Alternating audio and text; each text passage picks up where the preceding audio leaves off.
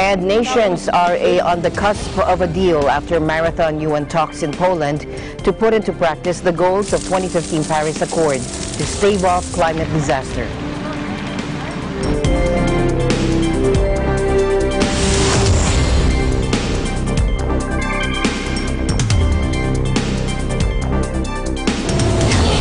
I'm Alma Angeles, wherever you're watching from around the world. Thank you very much for joining us, and now to the news.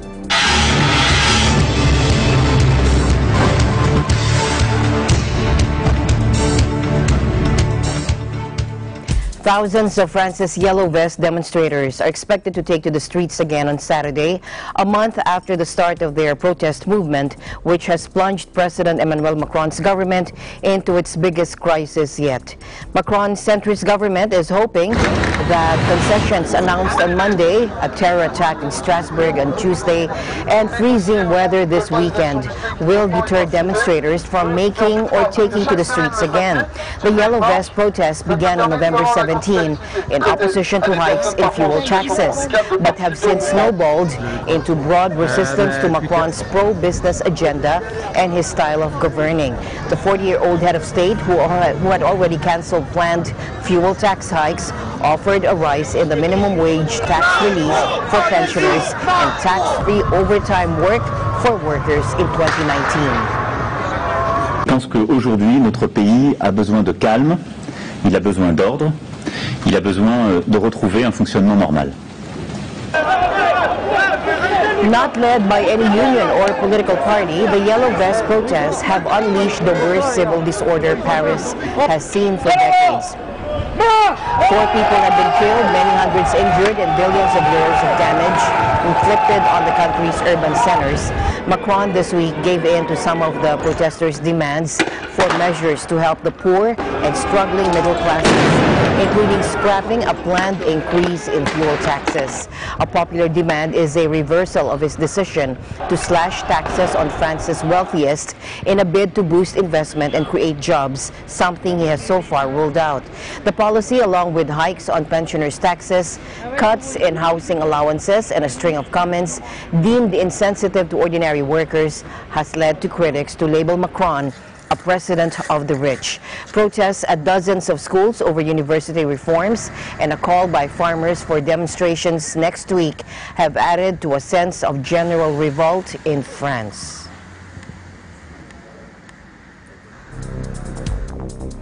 Meanwhile, hundreds of people turned out for the funeral of Kamal Nakband, a father of 3 who fled violence in Afghanistan only to be gunned down and killed in this week's Strasbourg Christmas market attack.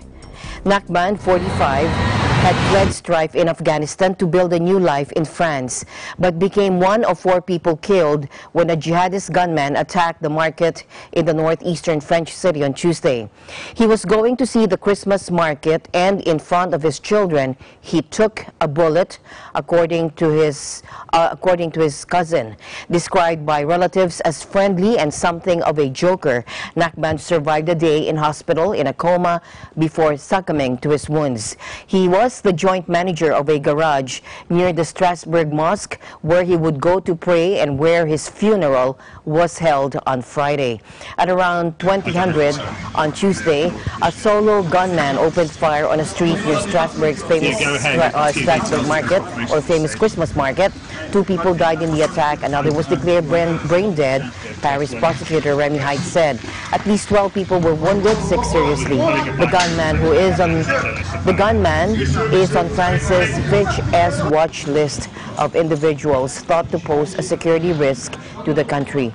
French Interior Minister Christophe Castaner announced that the country's security threat level would be raised in light of the attack.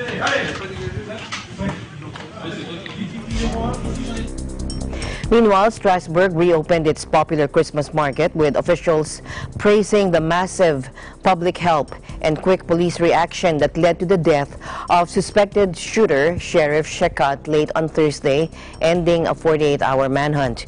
France's Interior Minister dismissed even a claim by the Islamic State group that it was responsible for the shooting spree at the Christmas market in Strasbourg. Now, the city reopened the market on Friday, with officials praising the massive public help quick police reaction. France has been on high alert since the start of a wave of jihadist attacks in 2015, which prompted a threefold surge in the security budget for the market to €1 million. France's Interior Minister Castaner also dismissed a claim by the ISIS group that it was responsible for the shooting spree at Strasbourg. The Prime Minister of Australia says his country has decided to formally recognize West Jerusalem as the capital of Israel. However, he said it will keep its embassy in Tel Aviv until there is a peace settlement between Israel and Palestinians. Prime Minister Scott Morrison said in a speech in Sydney on Saturday that it is the right of every country to determine its national capital. Australia now recognises West Jerusalem being the seat of the Knesset and many of the institutions of government is the capital of Israel. West Jerusalem is the capital of Israel. And we look forward to moving our embassy to West Jerusalem when practical in support of and after final status determination. Furthermore, recognising our commitment to a two-state solution, the Australian government has also resolved to acknowledge the aspirations of the Palestinian people for a future state with its capital in East Jerusalem. Australia now recognises... Now, in the interim, Morrison also said Australia would establish a defence and trade office in the west of the city. Both Israel and the Palestinians claim Jerusalem as their capital. Most foreign nations have avoided moving embassies there to prevent inflaming peace talks on the city's final status, until U.S. President Trump unilaterally moved the U.S. embassy there earlier this year. Furthermore, recognising our commitment to a two-state solution. A sleepy central Philippine town erupted in joy on Saturday as bells looted from its church more than a century ago by vengeful U.S. troops were to be turned over to the community. For the people of Balanhiga, the bells are a symbol of the Philippines' long struggle for independence and a dark chapter which is the subject of an annual reenactment and remembrance event locally. Manila has been pushing for the bells' return since at least the 1990s. President Duterte had demanded the return of the bells during his State of the Nation address in July 2017. But the repatriation was long held back by some American lawmakers and veterans who viewed the bells, two of which were in the U.S. state of Wyoming and the third at a U.S. base in South Korea, as tribute to fallen soldiers. The bells were taken by American forces in September of 1901 from a church in Balanhiga after Filipinos killed 48 out of 74 U.S. soldiers. As a retaliatory attack, U.S. forces razed the town, which killed thousands of Filipinos in what is known as the Balanhiga Massacre. The Americans took the bells as war trophies. Parang happy ending na dahil ibinalik na sa amin, reconciled na yung dalawang countries. Nakakaano din, parang it's a great joy to us. Parang fulfilled kami dyan. Yung mga taga-Balaniga, it is the greatest fulfillment on our part. Ang bells ay ayun ang simbolo ng aming pakikipaglaban sa aming kalayaan. Yun ang pinaka-importante sa amin.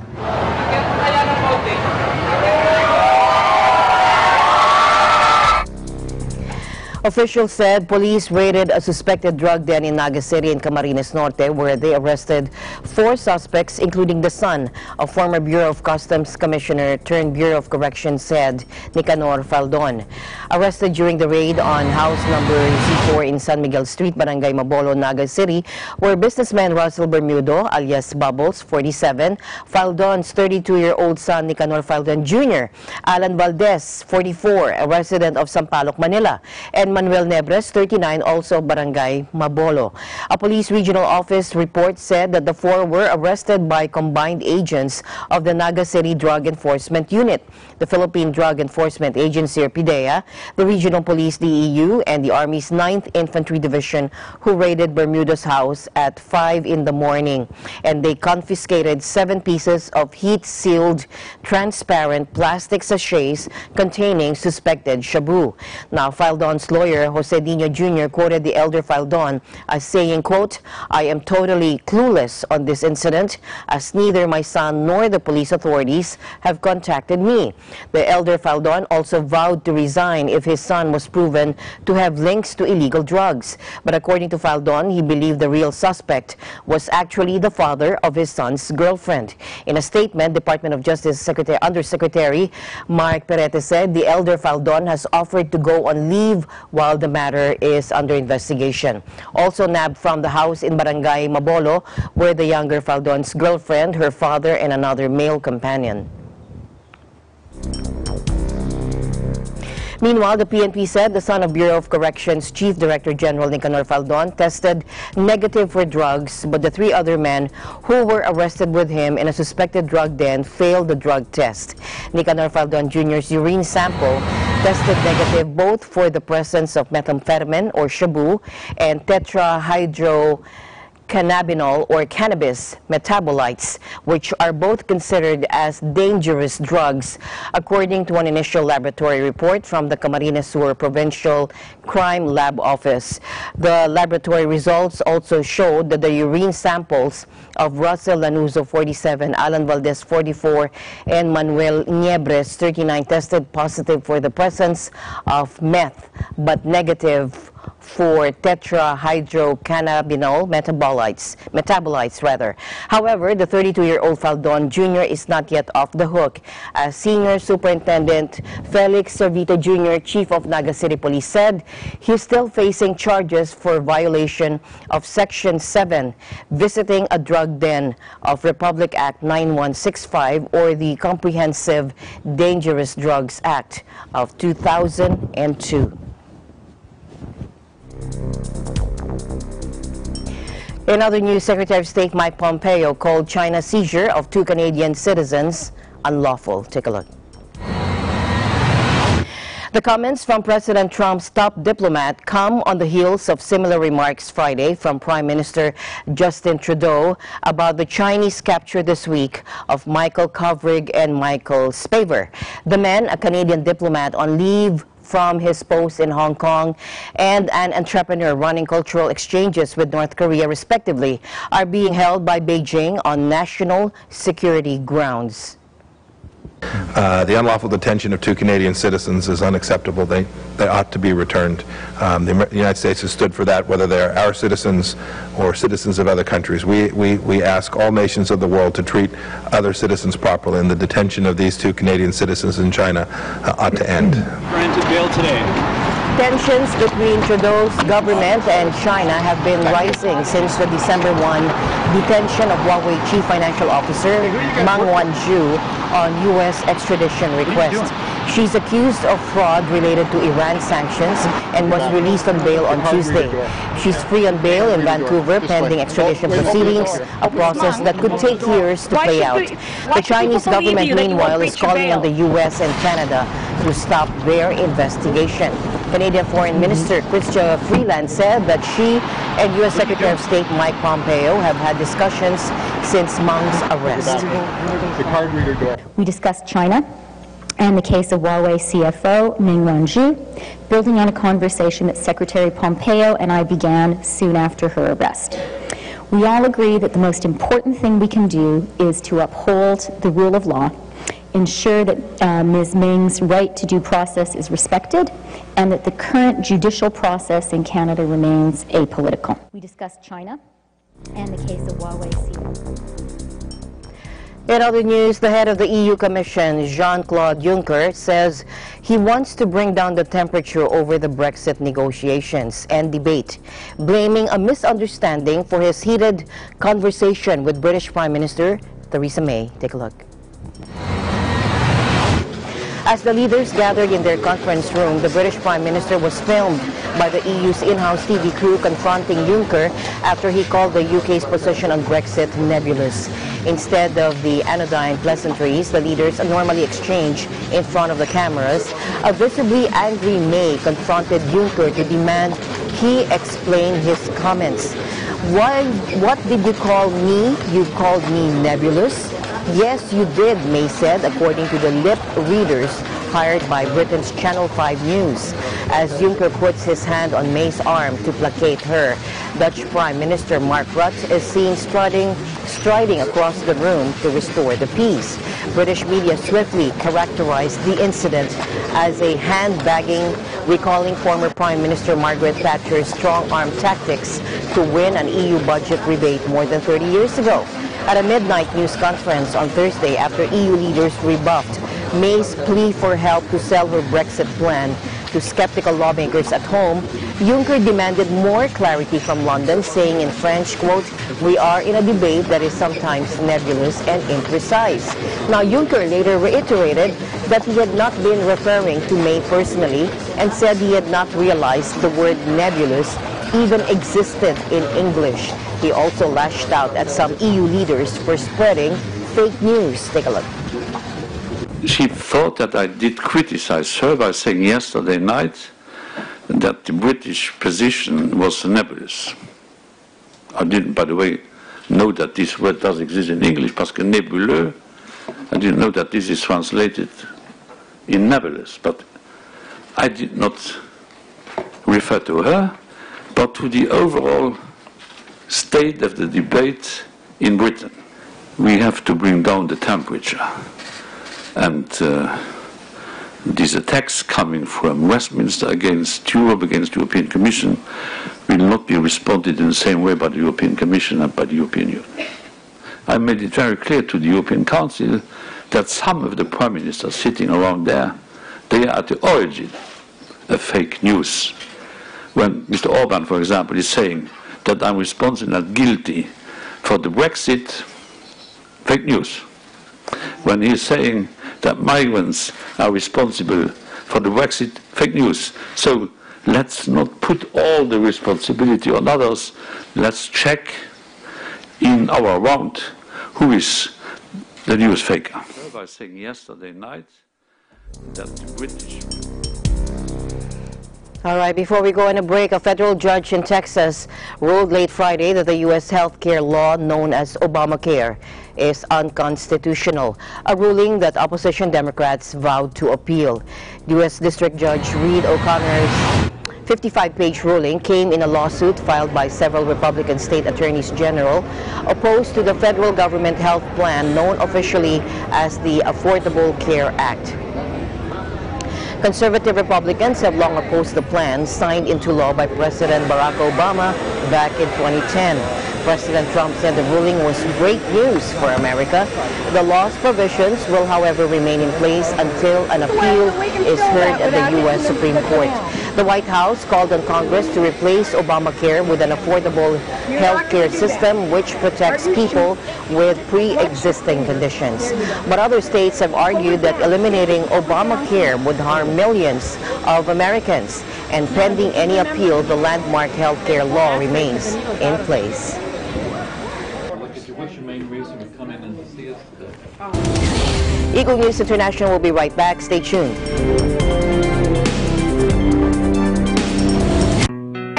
Health is our most important asset.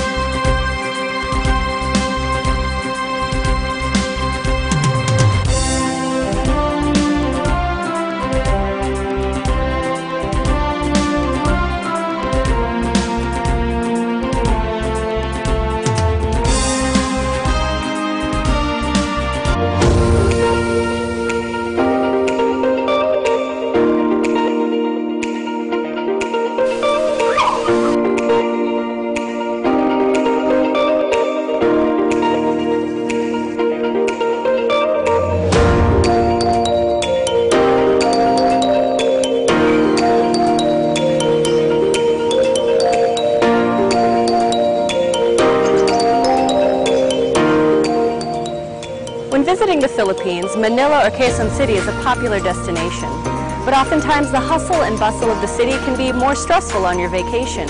So when you feel the need to reconnect to nature or relax again, there's a beautiful oasis just outside of the city called the Garden at Ciudad de Victoria.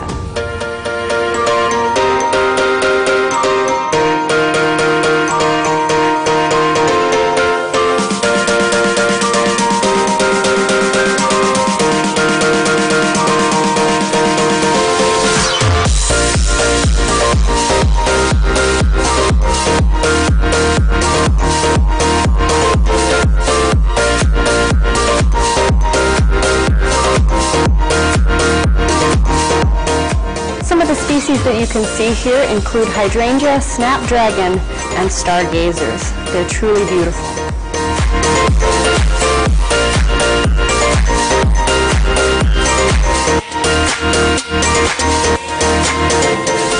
The gardens at Ciudad de Victoria are so peaceful, tranquil, and beautiful that it's become a haven for young couples and a very popular venue for engagement photos.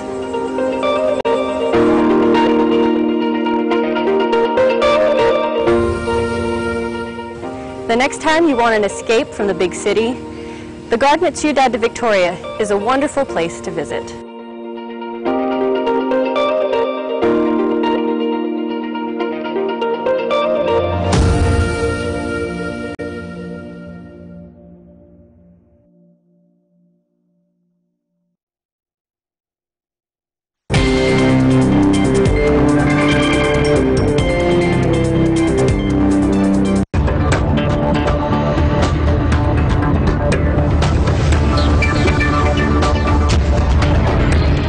Business News, this is Cesar Vallejos. The economy is becoming more open to supporting online shopping in the Philippines, according to the latest study from the United Nations Conference on Trade and Development. In the UNCTAD's B2C Business-to-Consumer E-Commerce Index 2018, the Philippines saw a 4-notch increase in its ranking to 92nd from 96th out of 151 economies. The report said a competitive B2C e-commerce system, as reflected by the index, appears to be enticing foreign investment. Several of the top 10 developing countries in the index saw inflows of foreign direct investment into their e-commerce sectors in 2017, amounting to at least $1.7 billion. Venture capital is also attracted to favorable e-commerce environments. The index has 4 indicators, namely account ownership at a financial institution or with a mobile money service provider, the percentage of the population using the internet, results of the Postal Reliability Index, and secure internet servers. The data showed the share of the population using the internet was at 56% of the Philippine population, while the share of individuals with an account was 35%. This placed the country's index value to 45.1, representing a change of 4.9 from the 2017 value of 40. Of the 9 ASEAN member countries included in the index, the Philippines and the other ASEAN 5 countries all posted improvements in their rankings. Singapore improved 16 notches, while Malaysia, Thailand, and Vietnam climbed 5. Indonesia boosted its rankings by 11 notches. UNCTAD said, according to Netcraft, the company that carried out the survey, there was a sharp rise for some countries due to drives from browser vendors for increased security and the availability of free, easy-to-use certificates. Postal reliability scores fluctuated significantly in 2017 as postal operators adjusted to growing parcel volumes from increased online shopping. The top 10 countries in the index were led by the Netherlands at first place, followed by Singapore, Switzerland, United Kingdom 4th, and Norway 5th. The 2018 B2C e-commerce index, which measures an economy's preparedness to support online shopping, has expanded its coverage to include 151 economies, up 7 from the 2017 edition. The Department of Tourism projects foreign visitor arrivals to reach only some 7.2 million this year due to the closure of Boracay Island. In her year-end briefing, Tourism Secretary Bernadette Romulo Puyat said, "I am not confident that we will reach our 7.4 million arrivals target this year because Boracay closed for 6 months, so it will be maybe 7.2 million. Despite the 6-month closure of the resort island, proclaimed one of the best beaches in the world by international travel publications, arrivals from January to October still grew 7.43% to reach some 5.9 million, she said. The closure mainly affected inbound tourists from South Korea, which slipped 2.72% to some 1.3 million. Chinese tourists helped lift total visitor arrivals as the market grew by 30.71% to 1.06 million for the 10-month period. The increase in Chinese tourists has been attributed to relaxation of visa requirements with the warming of diplomatic ties between Manila and Beijing. Tourists from the United States came in third place with an 8.34% increase to 850,735, followed by Japan and Australia.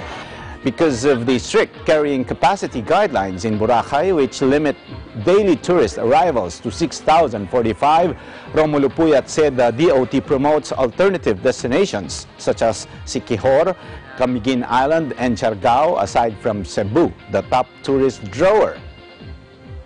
Although the DOT will recalibrate the National Tourism Development Plan for 2016-2022 starting next year, she said the agency will continue to market the Philippines as a prime destination for sun and beach activities, to learn English as a second language, for MICE, meetings, incentives, conventions and exhibitions, and culinary tourism. Under the NTDP, the DOT targets foreign tourist arrivals at 8.2 million in 2019 and tourist receipts at $6 billion or 318 billion pesos. This may change, however, as the agency revises the NTDP goals. Bengson said the DOT is actively promoting the Philippines in so-called opportunity markets to beef up the number of inbound tourists. These include Indonesia and Japan, Singapore and Malaysia, India, Russia, France, Spain, Italy, and Scandinavia. Global growth for next year is expected to be slower due to the projected anemic performance of economic powerhouses United States and China, but the Philippines is expected to buck this trend, according to international credit watcher S&P. The credit watcher expects global growth in 2019 to average 3.6%, slower than the projected 3.8% this year. Despite the regional and economic slowdown, the Philippine economy is seen to buck the trend, as forecasts from S&P show that the country is expected to see stronger growth numbers for 2019 compared to this year.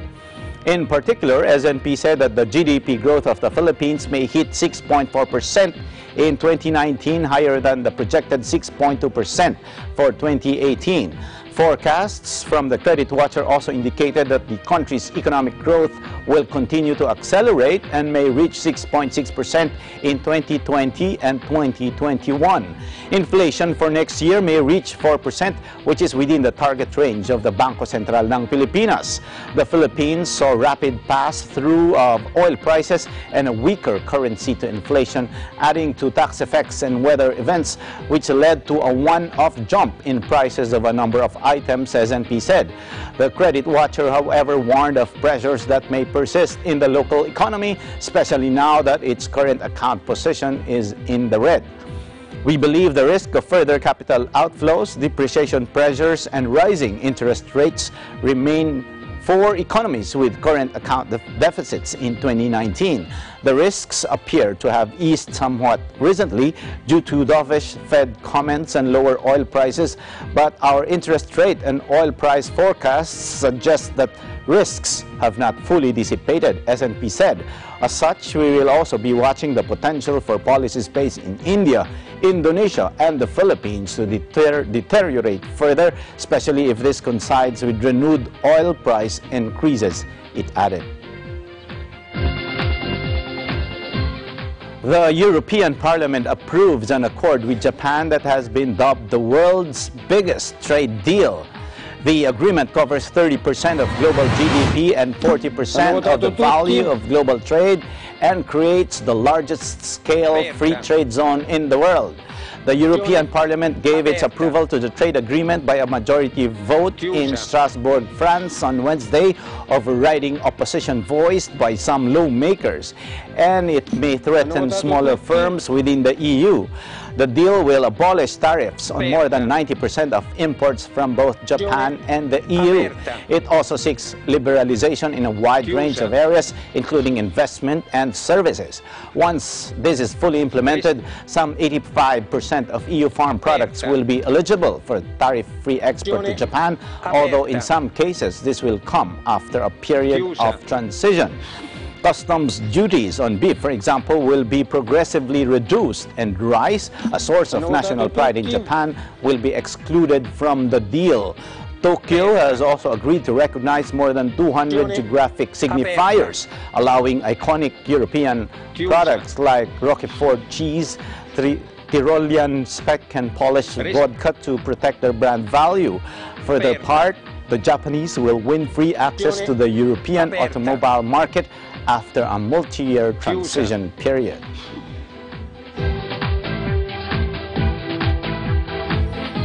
Shares of Tencent Music, the streaming division of the Chinese technology giant, rocketed higher Wednesday in its first trading session on the New York Stock Exchange. Under the ticker TME, shares had jumped 10.6% to $14.26 near 7:20 GMT. The stock was introduced at $13 a share and rose as high as $14.75 in its debut. Tencent Music said Tuesday it raised $1.1 billion in an initial public offering, the biggest by the Chinese company since Alibaba. The IPO price valued the company at $21.3 billion. Tencent's platforms across China include QQ Music, a startup streaming service similar to Spotify that has the rights to stream songs from US-based Warner Music, among others.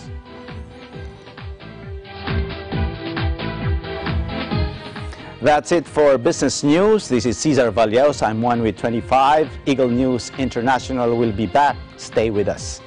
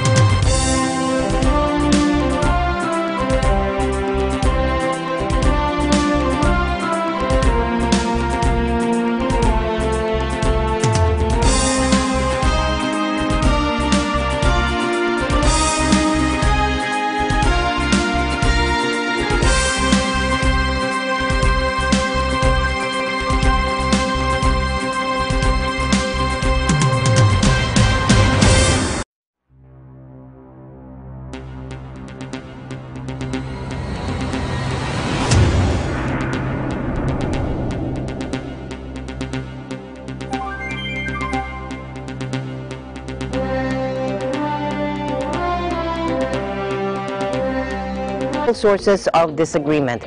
Former President of the Maldives, Mohamed Nasheed, says there has been very little progress on climate change in recent years, and the effects are already being felt. Take a look. Well, I come back here almost 8 years later, and I'm seeing that it's the same thing on and on and on again. We have very little progress. Yes, there was the Paris Agreement, but we are still unable to operationalize, implement the Paris Agreement. This is also, we are also now seeing that the rains are more and the winds are stronger than it used to be. We have experienced this in the Maldives in the last few seasons, and for us, climate change is not something in the future. It is something which is already happening, and it is happening now. Ministers at the COP24 talks must agree on a common rule book to make good on promises they made in the landmark 2015 Paris Accord, which vowed to limit global temperature rises to well below 2 degrees Celsius or 3.6 degrees Fahrenheit. But with the starkest warnings yet from scientists highlighting the need to drastically slash fossil fuel emissions within the coming decades in order to meet the safer cap of 1.5 degrees Celsius warming, delegates were urged to act now or condemn at-risk nations to disaster.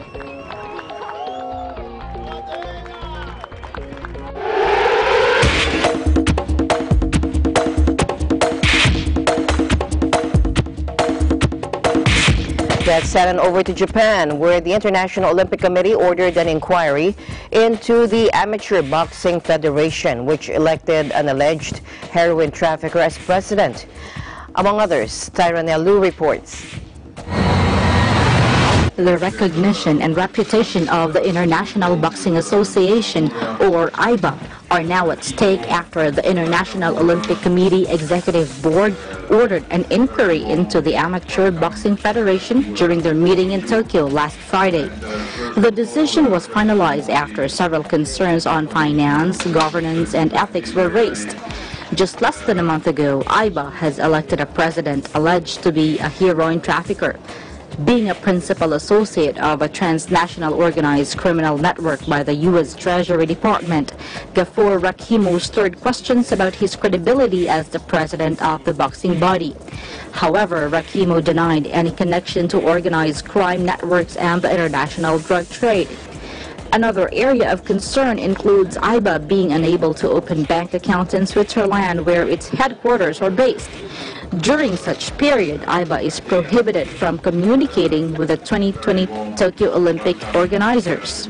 Furthermore, the boxing program for the 2020 Tokyo Olympics will be frozen, which means no tickets will be sold, no test event held, and no qualifying format will be approved. The IOC had previously suspended payments to IBA from Olympic revenues. The final decision regarding the boxing body's future will still be determined in June next year at the IOC meetings in Lausanne, Switzerland. Despite this transition, the IOC Executive Board exerts all efforts to protect the athletes as well as realize a boxing tournament. In a press conference that followed a closed-door meeting in Tokyo last Saturday, Yoshiro Mori, Tokyo 2020 president, said boxing as a sport should go on. The game of boxing itself could be included into Tokyo 2020 Games. However, the final decision of this will take place in June next year. On the other hand, the competition of boxing should be able to take place as a sports competition. We should have complete preparations. This will be done without the intervention of IBA and thus independent from their control. IOC board member Nenad Lalovic, the Serbian president of wrestling's governing body, will chair the inquiry. Other IOC members also include Richard Carrion of Puerto Rico and IOC Athletes Commission member Emma Turho, an Ohio State graduate. She also represented Finland in hockey at the previous Olympics. reporting live here at the IOC Executive Board meeting in Tokyo, Japan. For Eagle News International, this is Tyronel Pililu, and I am 1 with 25. The news continues here on Eagle News International. We'll be right back. Stay tuned.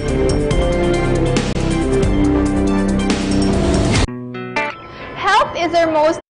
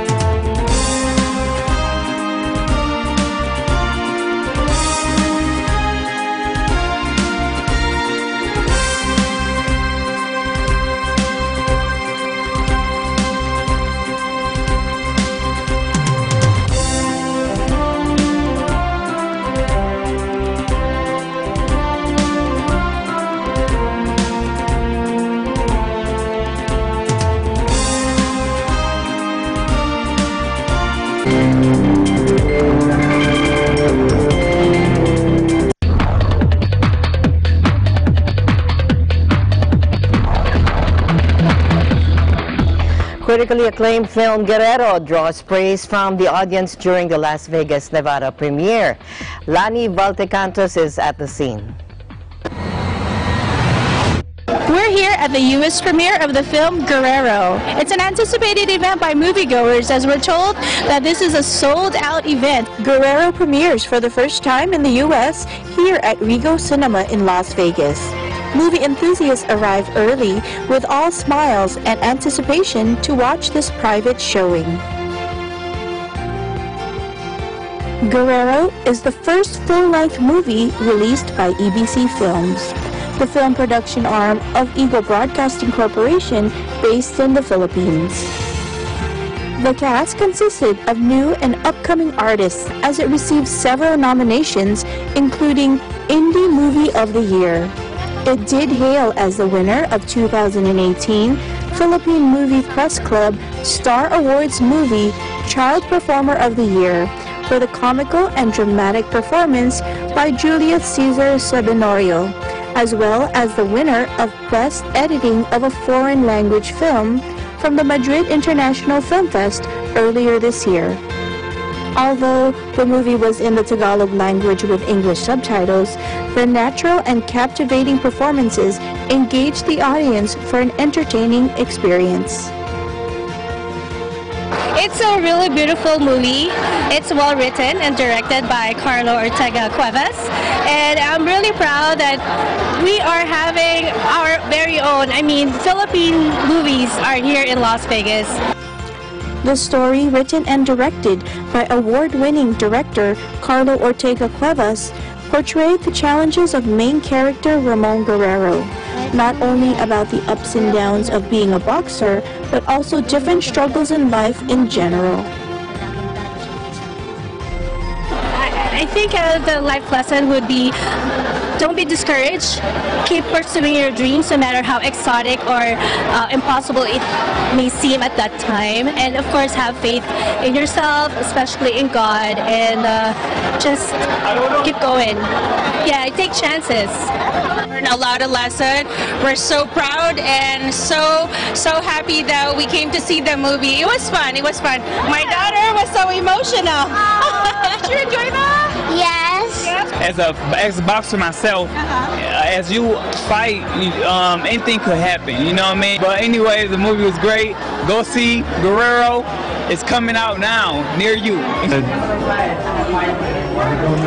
Very nice. Very inspiring. The film Guerrero was proven to be entertaining and uplifting to its viewers. Reporting for Eagle News, I'm Lonnie Valdecantos, and I'm 1 with 25.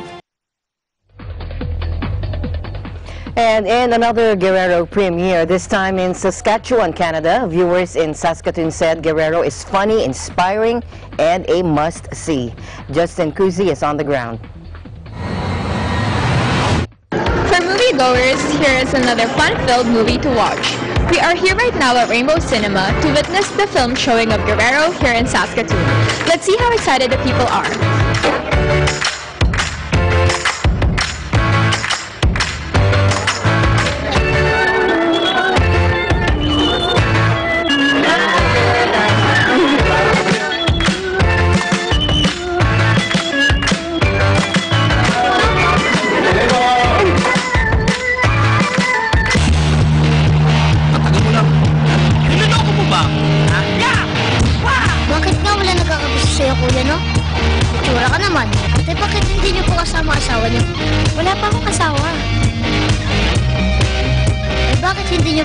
Boyfriend niyo. Again.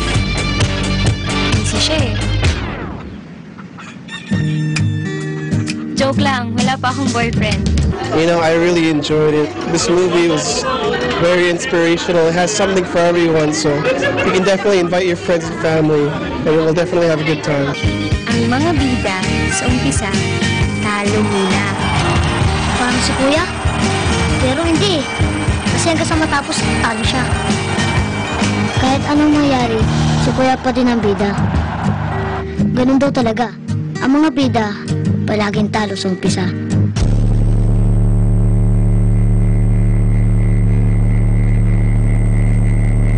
Akala ko ba mahal mo ako? Kapatid mo ako eh. Bakit ka iyak ng iyak? Ano ba nakakaiyak? One of the lessons that I've learned from the movie is that we should never give up, even though we are knocked down to the ground. Just keep trying. Hirap lang kasi ng assignment namin, yung mga planeta. Diba sabi ko sa'yo, tuturuan kita? Hindi ko alam. Ikaw ang tinuturo mo sa akin eh.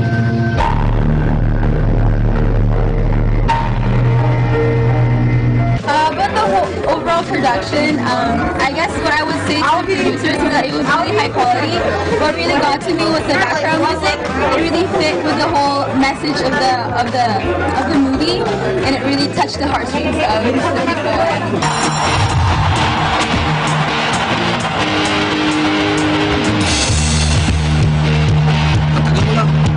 Niloloko mo ba? Ha? Yeah! Wow! Bakit nga wala nagkakagusto sa'yo, Kuya, no? Tsura ka naman. Dito nga yung daan. Dito. Dito nga. Eh bakit ba mas marunong ka pa? Eh bahay namin yun. May daan talaga dito, alam ko. Oo nga, pero malayo dyan. Kaya nga. It was amazing! It was amazing. Do you like it? Yeah! Thank you for the movie! Reporting here from Saskatoon for Eagle News, I'm Justine Kusi. I am 1 with 25. Thank you, Justine. And that's it for tonight's broadcast. For everyone here on Eagle News International, I'm Alma Angeles, always 1 with 25. Good night.